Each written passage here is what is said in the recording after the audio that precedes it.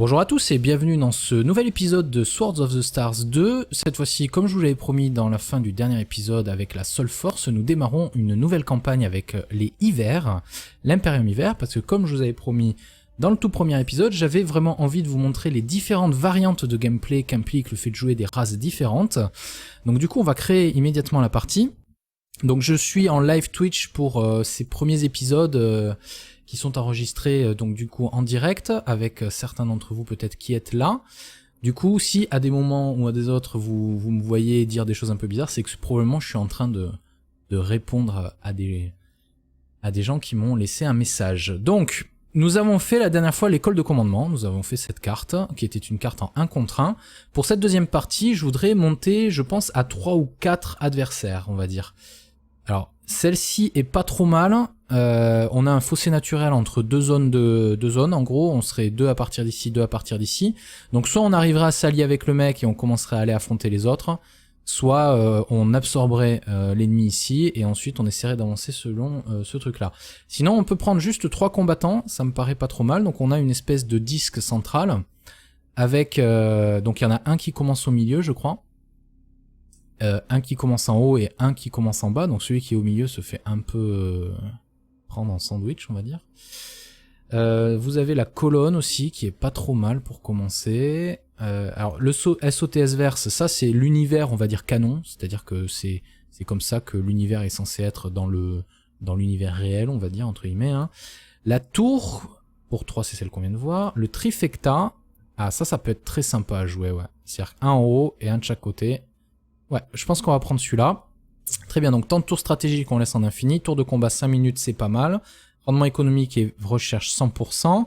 On laisse toutes les races, on les choisira après. 3 joueurs, 3 systèmes initiaux, technologie initiale 0, trésorerie 500 000. Rencontre aléatoire 100%. Et on va laisser une grande menace cette fois-ci, parce qu'on n'en avait pas mis la dernière fois. Et sur une petite galaxie comme ça, je peux vous dire qu'une grande menace, ça peut être hyper dangereux. Donc on confirme, c'est parti pour cette carte. Donc nous allons choisir, comme je le disais, Select Faction, et on va prendre l'Imperium Hiver Immersion, parce que c'est juste un tout petit changement. Attendez, on va faire quand même un petit comparatif.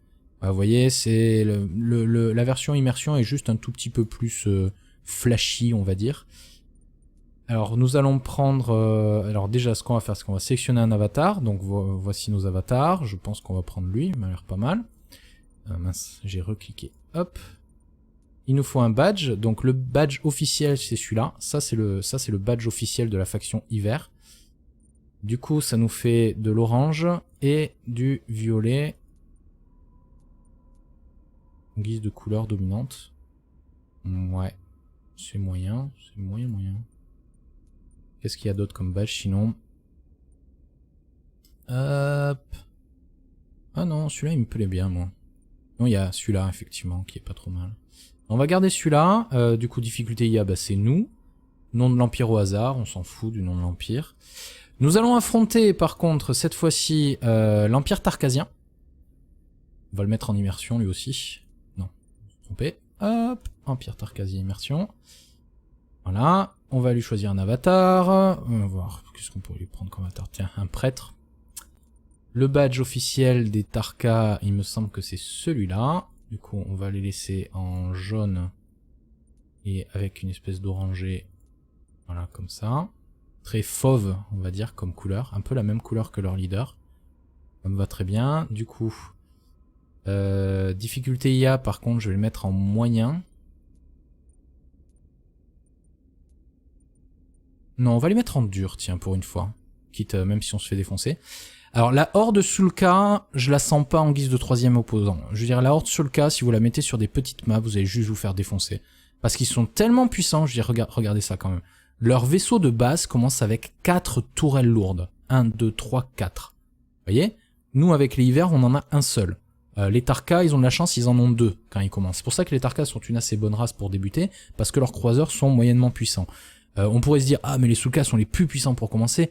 Certes, ils ont des vaisseaux ultra puissants, mais leur gameplay est vraiment assez dur à jouer parce qu'ils consomment, comment dire, ouais, ils consomment les mondes sur lesquels ils sont ils les pressent jusqu'à la moelle et du coup, il faut être tout le temps en permanence dans une logique d'expansion qui peut être assez dur à gérer. Donc, on va choisir une autre faction. On a déjà affronté la Confédération Morigi à la dernière partie. On a vu aussi les Soul Force, comment ils se jouaient. Par contre, on n'a pas encore vu les Lirzoul. Donc les Lirzoul, je les aime beaucoup, personnellement. J'adore les jouer. On va les mettre en immersion. Ils sont un peu plus jolis. Donc pareil, en termes d'avatar, donc les Lirzoul, ce sont des espèces aquatiques qui se sont alliées avec les Zoul. En fait, les Lyres, ce sont eux, les Zoul, ce sont eux. Et eux, c'est des substracts de la Horde Sulka, en fait. Ce sont la Horde Sulka, c'est ces créatures, en gros. Et eux ont décidé de venir dans le droit chemin, on va dire, entre guillemets. Et honnêtement, leurs vaisseaux de combat sont juste abusés, quoi. Franchement, ils sont énormes. Bon, on va lui mettre ça. En guise de badge, eux, j'aime beaucoup leur mettre celui-là, personnel. C'est vraiment un avis personnel. Et on va les mettre du coup en bleu et jaune, orangé, comme ceci. Voilà. Et ils sont sympas. Du coup, en termes de difficulté IA, on va le mettre en difficile aussi. Nom de l'Empire au hasard. Très bien, c'est parfait. Donc comme vous pouvez le voir, on a juste un seul canon lourd sur le dessus. Petit canon, canon moyen sur les côtés. Voilà. Ce sont des races insectoïdes. Donc si on fait un petit peu le tour, vite fait, j'explique un peu aussi pour ceux qui sont sur Twitch et qui n'ont en fait jamais vu le jeu et qui le découvrent pour la première fois. Chaque race a son propre moyen de propulsion et le gameplay du coup est vraiment très très différent en fonction des races. Nous avons joué les Soul Force dans la campagne précédente où en fait les Soul Force ils ont ce qu'ils appellent des moteurs de nœuds. C'est-à-dire qu'en fait, il y a des petits traits qui relient tous les systèmes solaires sur la carte, et les Soul Force ne peuvent parcourir que ces traits. Ils ne peuvent pas aller où ils veulent comme ils veulent. Mais par contre, ils parcourent ces traits extrêmement vite. C'est une des races les plus rapides du jeu, mais ils ont leur chemin qui est contraint, on va dire. C'est-à-dire que des fois, vous avez deux systèmes qui sont juste côte à côte, mais parce qu'il n'y a pas de trait entre eux, il faut faire tout le tour pour pouvoir aller à l'autre système. Donc stratégiquement parlant, ça change beaucoup de choses. Les hivers ont un truc hyper sympa, c'est-à-dire qu'en fait, ils se déplacent extrêmement lentement entre deux systèmes, des fois ça peut prendre jusqu'à 20 tours, quelque chose comme ça, mais une fois qu'ils sont dans le nouveau système, ils déploient une porte, et cette porte permet de se téléporter instantanément dans le système, c'est-à-dire que votre empire, une fois que vous avez positionné vos portes, vous avez besoin que d'une seule flotte pour le défendre, alors qu'avec les autres, vous avez positionné vos bases navales de façon stratégique pour pouvoir couvrir l'intégralité de votre empire. Nous avons les Tarka ici, ils ont le bon vieux Warp Drive à la Star Trek, d'ailleurs on voit les deux nacelles sur le côté ici, et eux ils se déplacent moyennement vite du coup, mais avec une liberté totale. Et nous avons l'Alliance Lirzoul qui elle en fait se déplace très lentement près des puits de gravité et très très vite loin des puits de gravité. Donc ce qui se passe c'est que, et ils peuvent se déplacer où ils veulent comme l'Empire Tarkasien, et ils peuvent ils ont une vitesse on va dire en fait variable, très rapide quand il n'y a pas de puits de gravité mais très lente quand il y en a un. Donc c'est à dire qu'en gros quand vous vous éloignez d'un système vous allez lentement, et au plus vous éloignez du système au plus vous accélérez, et au plus vous vous rapprochez d'un autre système et au plus vous allez lentement. Donc ils sont très forts du coup pour des voyages à très longue distance loin de tout puits de gravité, et par contre les petits voyages entre étoiles qui sont très proches leur est assez lent on va dire. Voilà, donc on va démarrer avec ça, c'est parti.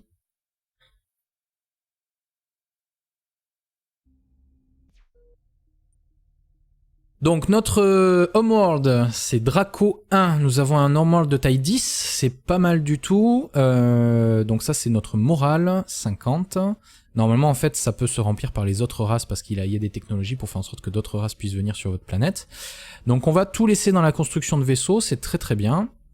Ok, nous avons du coup même deux autres planètes, et comme vous pouvez le voir il y a ces espèces de petits triangles, et ces espèces de petits triangles correspondent uniquement en fait à la porte que nous avons ici.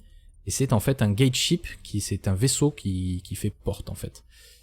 Donc si on regarde nos designs, on peut retrouver du coup un gate ship qu'on retrouve ici. Si on va regarder sur le test de ses armes, et ce vaisseau là il se déploie.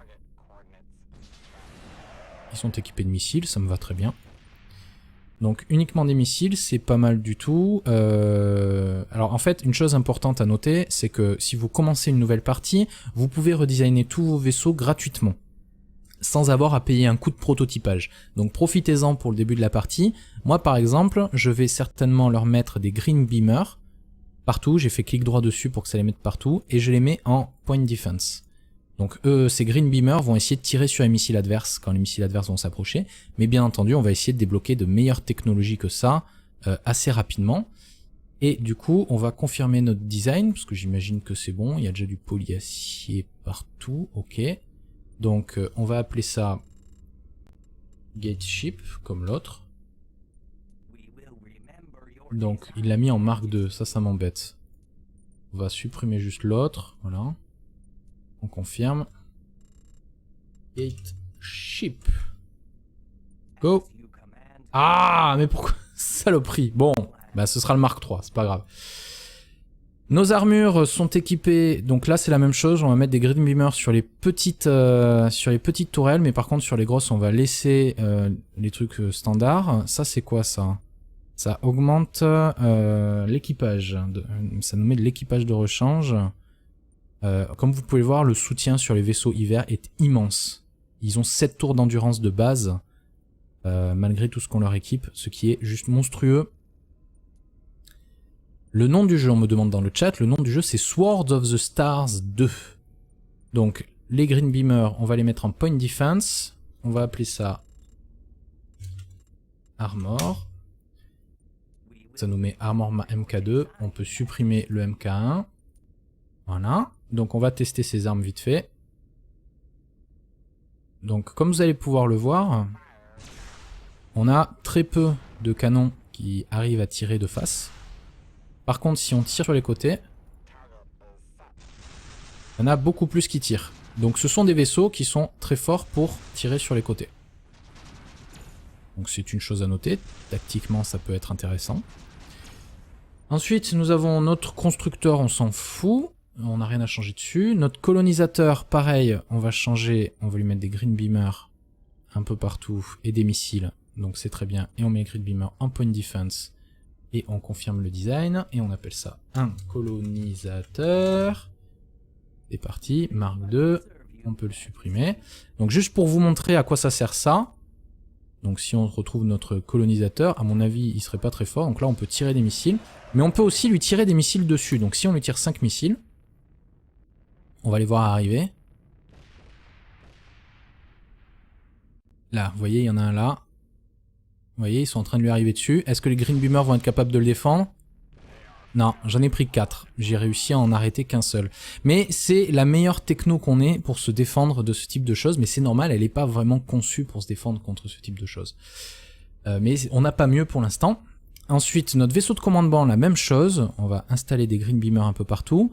On va y mettre un Hannibal. C'est parce que le module Hannibal permet de sauver l'amiral qui se trouve à bord de ce vaisseau-là. Des missiles un peu partout après. Ça va en Point Defense. On confirme le design. Et c'est Command. Voilà. As you command, Great Mother. Alors le supply, je m'en moque un peu. Le scout, pardon. Par contre, le supply, je suis pas sûr d'en avoir besoin. Oh, il a 27 tours d'endurance, le supply. Bon, on va le prendre quand même parce que c'est tellement énorme. On l'équipe, voilà, de Green Beamer un peu partout, on lui met de la Point Defense, on confirme le design, on l'appelle Supply. Hop là. Supply. C'est ravitaillement, ça veut dire en anglais. Hein. Et ensuite, vite fait, on a d'autres en fait systèmes qu'on n'a pas utilisés ici. Du genre, voyons voir, le drone carrière, on peut utiliser un truc qui envoie des drones. Ils sont équipés de pas mal de drones d'ailleurs, les hivers, c'est assez intéressant. Mais non, ça m'intéresse pas trop. Assaut de shuttle. Ça pourrait être pas mal d'avoir des navettes d'assaut. Mais on refera un design plus tard avec de meilleurs équipements parce qu'on n'a pas besoin de ça en début de partie. Boarding. Ça, ce sont pour envoyer des nacelles d'abordage. Pareil, je vais pas les utiliser en début de partie. Donc je vais pas en avoir besoin. Le Repair and Salvage, ça peut être sympa. D'ailleurs, je l'avais jamais vu. Regarde-moi cette tronche, quoi. On peut pas faire plus insectoïde que ça. Hein. Donc pareil, je vais pas l'utiliser en début de partie, j'en aurais pas besoin. Et le constructeur, c'est bon. Donc du coup, nous avons nos designs de base. Maintenant, nous avons plein de flottes.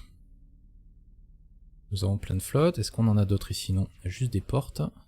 Très bien. Alors, à quoi ressemblent nos flottes? La First Survey Fleet, un vaisseau de commandement, 2 de supply, 4 armures. Seconde Survey Fleet doit être la même chose, ouais. Première flotte de construction... Première flotte de colonisation. Alors cette première flotte de colonisation, on va lui enlever ses supplies. Voilà. Elle est à 24 sur 54 de points de commandement. Par contre, ce qui va nous intéresser, c'est qu'on va avoir Draco 4. 190 000 de coûts de développement, c'est beaucoup trop cher. Sandor 2, 7 000. Celle-là, il faut coloniser cette planète-là. Et c'est la seule de colonisable dans les environs même. Donc on va faire coloniser. On va envoyer notre première flotte de colonisation. Il va lui falloir un tour pour y aller. Et ensuite, elle va pouvoir soutenir. Et je vais la rebaser à Shandor après la mission. Donc une fois qu'elle aura la mission, elle sera rebasée ici.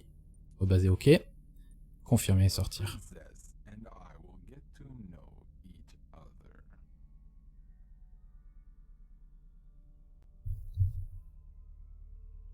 Ensuite, qu'avons-nous d'autre comme flotte? Nous avons une première flotte de portes. Donc vous voyez, à bord, à l'intérieur, il y a deux gate ships. Et dans la seconde gate fleet, il y a 2 gate ships aussi. Nous avons une endurance de 10 tours. Donc ce qu'on va faire, c'est qu'on va y décaler... Ah mince, on est déjà à la limite, je suis bête. Donc un commande, 2 supply, 2 gate ships, 4 armures. Ouais, ça me semble pas mal. Ok. Et on a une porte toute simple. Donc, qu'avons-nous à porter? Nous avons Braal ici présente, qui a 3 planètes. Adara qui a... Ouh, il y en a 3 planètes aussi. Et Talos qui a que 2 planètes. Nous avons que 2 flottes de Gate. Donc, on fait clic droit. On a notre mission Gate. On prend la First Gate Flipped. Elle va aller là, parce que c'est plus rapide de faire comme ça. Elles vont choisir automatiquement le truc le plus rapide. On confirme. Et on va faire une autre mission de Gate, je pense sur Adara, avec notre deuxième flotte de Gate. Comme vous pouvez le voir, ça prend 11 tours de voyage. Et après, pose le portail en un tour. Donc c'est très très lent de s'étendre vers des nouveaux systèmes, mais après c'est très rapide de se déplacer à l'intérieur d'un même système. Ce qui est vraiment vraiment très intéressant. Donc... du coup, nos flottes de surveille, on ne peut pas les utiliser, étant donné que nous n'avons pas de nouveaux systèmes à explorer, parce qu'on va attendre que la gate soit mise en place avant d'envoyer nos flottes de surveille. La flotte de construction, par contre, je peux upgrader une station, comme vous pouvez le voir. Ah non, c'est la naval base, ça m'intéresse pas. Qu'est-ce que j'ai ici? J'ai une gate, c'est juste un gate ship. Si je fais clic droit et que je fais construire station, je ne l'ai pas... Merde, comment ça marche déjà? Ah, attendez, il faut peut-être que j'aille dans le gestionnaire des stations. Non, même pas. Portail. Vous voyez, il y a bien un type de... Il y a bien un type portail. Mais je ne peux bizarrement pas... Je ne peux pas construire de type portail. Nommer flotte, dissoute flotte. Coup de portail 1. Comment ça marche ce truc? Bon, on verra après. On est à 13, capacité de portail 13 sur 18. C'est-à-dire que en gros, on ne peut utiliser que jusqu'à faire passer que 18 vaisseaux en tout par tour dans tous nos portails en fait. Vous voyez? C'est une limitation, heureusement qu'il y en a quelques-unes. Alors, avant la fin de la vidéo, étant donné que le premier épisode, on va bientôt arriver à la fin, nous allons rapidement, voyons voir. C'est sur les rayons X, oui, c'est sur les lasers à rayons X, si je me souviens bien. Donc on va rechercher cette technologie pour pouvoir avoir les point defense assez rapidement. Et comme je vais pas, je vais peut-être le réexpliquer, je sais pas. Ça en fait, ça c'est votre gestionnaire de budget. Vous avez votre budget ici. On va peut-être d'ailleurs même augmenter un tout petit peu la taxation, ce qui va impacter le moral dans les premiers tours, mais on va le redescendre après. Mettre à 0, c'est-à-dire tout dans le gouvernement. Ici, on a le slider de sécurité. Il faut pas qu'il soit en dessous de cette coche, sinon on perd à cause de la corruption. Donc on met comme ça. On fait pas de recherche les premiers tours. On essaie de faire un maximum d'épargne pour mettre des sous de côté. Voilà. Et on va construire sur notre homeworld quelques vaisseaux colons. Donc il faut que je vérifie vite fait avant. First Colonisation Fleet. Qui est à 24 sur 54, c'est 6 par truc, donc je peux en mettre 5 de plus. Ouais, mais non, non, je peux en mettre que 2 de plus, parce que vous voyez, on est à 0 sur 6 en soutien ici. Parce que si je mets trop de vaisseaux, Shandor ne sera pas capable de soutenir cette flotte. Donc du coup, je ne peux construire que 2 vaisseaux colons supplémentaires. 2 vaisseaux colons pour 300 000, ça coûte très cher. On va leur donner des noms. Ok.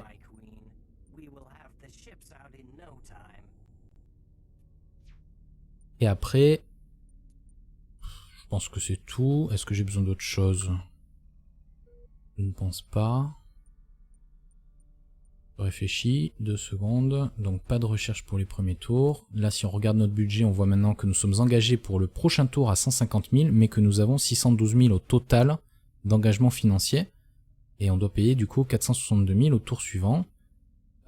Sachant qu'on va avoir que 557 000 d'épargne. Du coup, voilà, au final, on va se finir à 506 000. Ce qu'il faut regarder, c'est ça en fait. Donc voilà, je vais m'arrêter là pour ce premier épisode. Ça fait 20 minutes. Donc merci à tous de nous avoir rejoints. N'oubliez pas de cliquer sur le bouton j'aime si ça vous a plu, de vous abonner à la chaîne si vous découvrez la chaîne Jay's Gaming à travers cette vidéo. Et sinon, je vous dis du coup à très bientôt pour le prochain épisode de Sword of the Stars 2 avec l'Empire Hiver. Salut à tous! Ça pourrait être pas mal d'avoir des navettes d'assaut, mais on refera un design plus tard avec de meilleurs équipements parce qu'on n'a pas besoin de ça en début de partie. Boarding, ça ce sont pour envoyer des nacelles d'abordage. Pareil, je vais pas les utiliser en début de partie, donc je vais pas en avoir besoin. Le Repair and Salvage, ça peut être sympa. D'ailleurs, je l'avais jamais vu. Regarde-moi cette tronche, quoi. On peut pas faire plus insectoïde que ça. Hein. Donc pareil, je vais pas l'utiliser en début de partie, j'en aurais pas besoin. Et le constructeur, c'est bon. Donc du coup, nous avons nos designs de base. Maintenant, nous avons plein de flottes. Nous avons plein de flottes. Est-ce qu'on en a d'autres ici? Non, il y a juste des portes. Très bien. Alors, à quoi ressemblent nos flottes? La First Survey Fleet, un vaisseau de commandement, 2 de supply, 4 armures. Seconde Survey Fleet doit être la même chose, ouais. Première flotte de construction. Première flotte de colonisation. Alors, cette première flotte de colonisation, on va lui enlever ses supplies. Voilà. Elle est à 24 sur 54 de points de commandement. Par contre, ce qui va nous intéresser, c'est qu'on va avoir Draco 4. 190 000 de coûts de développement, c'est beaucoup trop cher. Sandor 2, 7 000. Celle-là, il faut coloniser cette planète-là. Et c'est la seule de colonisable dans les environs, même. Donc on va faire coloniser. On va envoyer notre première flotte de colonisation. Il va lui falloir un tour pour y aller. Et ensuite, elle va pouvoir soutenir. Et je vais la rebaser à Shandor après la mission. Donc une fois qu'elle aura la mission, elle sera rebasée ici. Rebasée OK. Confirmer et sortir.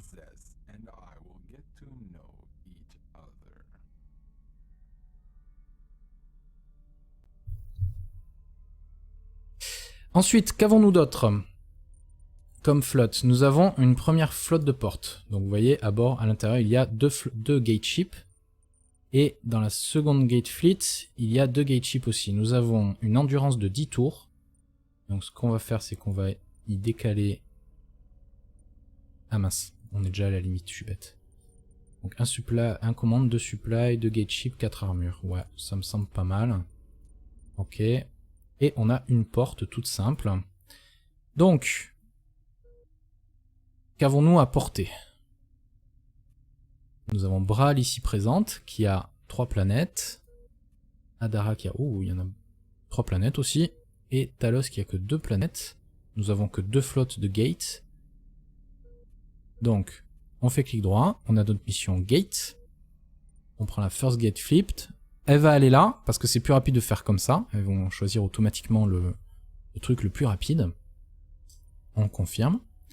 Et on va faire une autre mission de gate, je pense sur Adara, avec notre deuxième flotte de gate. Comme vous pouvez le voir, ça prend 11 tours de voyage. Et après, pose le portail en un tour. Donc c'est très très lent de s'étendre vers des nouveaux systèmes, mais après c'est très rapide de se déplacer à l'intérieur d'un même système. Ce qui est vraiment vraiment très intéressant. Donc... du coup, nos flottes de surveille, on ne peut pas les utiliser, étant donné que nous n'avons pas de nouveaux systèmes à explorer, parce qu'on va attendre que la gate soit mise en place avant d'envoyer nos flottes de surveille. La flotte de construction, parce que ce sera le Mark III, c'est pas grave. Nos armures sont équipées, donc là c'est la même chose, on va mettre des Green Beamers sur les petites tourelles, mais par contre sur les grosses on va laisser les trucs standards. Ça c'est quoi ça? Ça augmente l'équipage, ça nous met de l'équipage de rechange. Comme vous pouvez le voir, le soutien sur les vaisseaux hiver est immense. Ils ont 7 tours d'endurance de base, malgré tout ce qu'on leur équipe, ce qui est juste monstrueux. Le nom du jeu, on me demande dans le chat, le nom du jeu c'est Swords of the Stars 2. Donc les Green Beamers, on va les mettre en Point Defense, on va appeler ça Armor. Ça nous met Armor MK2. On peut supprimer le MK1. Voilà. Donc on va tester ces armes vite fait. Donc comme vous allez pouvoir le voir, on a très peu de canons qui arrivent à tirer de face. Par contre, si on tire sur les côtés, il y en a beaucoup plus qui tirent. Donc ce sont des vaisseaux qui sont très forts pour tirer sur les côtés. Donc c'est une chose à noter. Tactiquement, ça peut être intéressant. Ensuite, nous avons notre constructeur, on s'en fout. On n'a rien à changer dessus. Notre colonisateur, pareil, on va changer. On va lui mettre des green beamers un peu partout et des missiles. Donc c'est très bien. Et on met green beamer en point defense. Et on confirme le design. Et on appelle ça un colonisateur. C'est parti. Mark II. On peut le supprimer. Donc juste pour vous montrer à quoi ça sert ça. Donc si on retrouve notre colonisateur, à mon avis, il serait pas très fort. Donc là, on peut tirer des missiles. Mais on peut aussi lui tirer des missiles dessus. Donc si on lui tire 5 missiles, on va les voir arriver. Là, vous voyez, il y en a un là. Vous voyez, ils sont en train de lui arriver dessus. Est-ce que les Green Beamers vont être capables de le défendre? Non, j'en ai pris 4. J'ai réussi à en arrêter qu'un seul. Mais c'est la meilleure techno qu'on ait pour se défendre de ce type de choses. Mais c'est normal, elle n'est pas vraiment conçue pour se défendre contre ce type de choses. Mais on n'a pas mieux pour l'instant. Ensuite, notre vaisseau de commandement, la même chose. On va installer des Green Beamers un peu partout. On va y mettre un Hannibal. C'est parce que le module Hannibal permet de sauver l'amiral qui se trouve à bord de ce vaisseau-là. Des missiles un peu partout après. Ça va en point defense. On confirme le design. Et c'est Command. Voilà. As you command, Great Mother. Alors le supply, je m'en moque un peu. Le scout, pardon. Par contre, le supply, je suis pas sûr d'en avoir besoin. Oh, il a 27 tours d'endurance, le supply. Bon, on va le prendre quand même parce que c'est tellement énorme qu'on l'équipe, voilà, de Green Beamer un peu partout. On lui met de la point defense. On confirme le design. On l'appelle supply. Hop là. Supply. C'est ravitaillement, ça veut dire en anglais. Hein. Et ensuite, vite fait, on a d'autres en fait systèmes qu'on n'a pas utilisés ici. Du genre, voyons voir, le drone carrière. On peut utiliser un truc qui envoie des drones. Ils sont équipés de pas mal de drones d'ailleurs, l'hiver. C'est assez intéressant. Mais non, ça m'intéresse pas trop. Assault shuttle. Pour pouvoir aller à l'autre système. Donc stratégiquement parlant, ça change beaucoup de choses.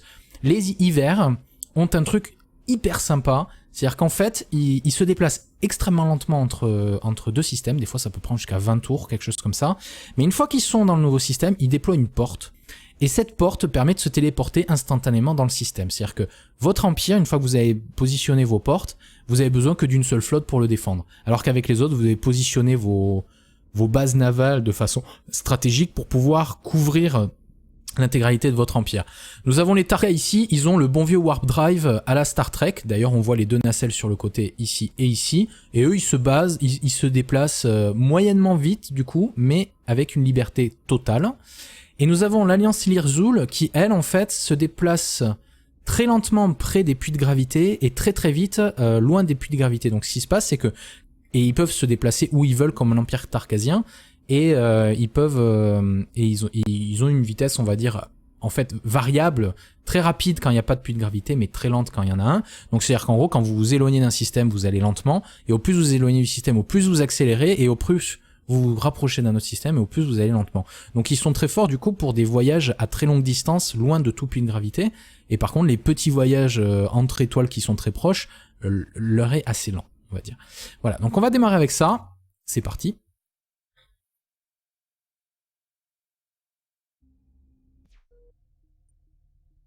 Donc notre Homeworld, c'est Draco 1, nous avons un Homeworld de taille 10, c'est pas mal du tout, donc ça c'est notre morale, 50.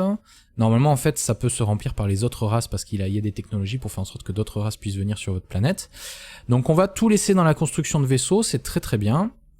Ok, nous avons du coup même 2 autres planètes, et comme vous pouvez le voir il y a ces espèces de petits triangles, et ces espèces de petits triangles correspondent uniquement en fait à la porte que nous avons ici. Et c'est en fait un gate ship, c'est un vaisseau qui fait porte en fait.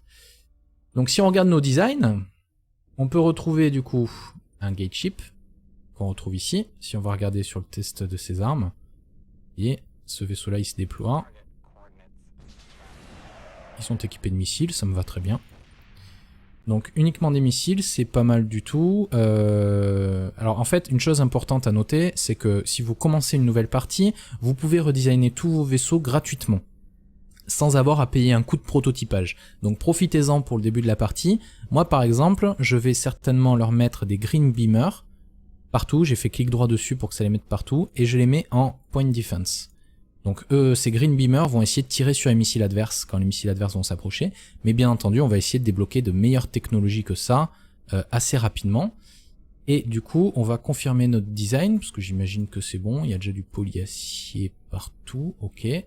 Donc on va appeler ça Gateship, comme l'autre. Donc il l'a mis en marque 2, ça m'embête. On va supprimer juste l'autre, voilà. On confirme. Gateship. Go.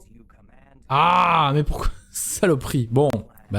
Bonjour à tous et bienvenue dans ce nouvel épisode de Swords of the Stars 2. Cette fois-ci, comme je vous l'avais promis dans la fin du dernier épisode avec la Soul Force, nous démarrons une nouvelle campagne avec les Hivers, l'Imperium Hiver, parce que comme je vous avais promis dans le tout premier épisode, j'avais vraiment envie de vous montrer les différentes variantes de gameplay qu'implique le fait de jouer des races différentes.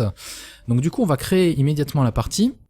Donc je suis en live Twitch pour ces premiers épisodes qui sont enregistrés donc du coup en direct, avec certains d'entre vous peut-être qui êtes là.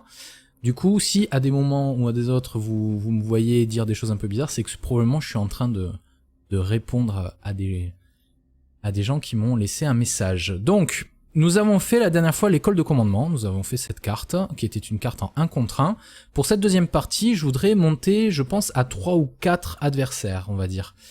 Alors, celle-ci est pas trop mal, on a un fossé naturel entre deux zones, en gros, on serait 2 à partir d'ici, 2 à partir d'ici.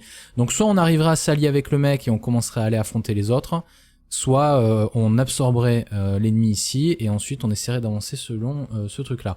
Sinon on peut prendre juste 3 combattants, ça me paraît pas trop mal. Donc on a une espèce de disque central avec donc il y en a un qui commence au milieu je crois, un qui commence en haut et un qui commence en bas. Donc celui qui est au milieu se fait un peu prendre en sandwich on va dire.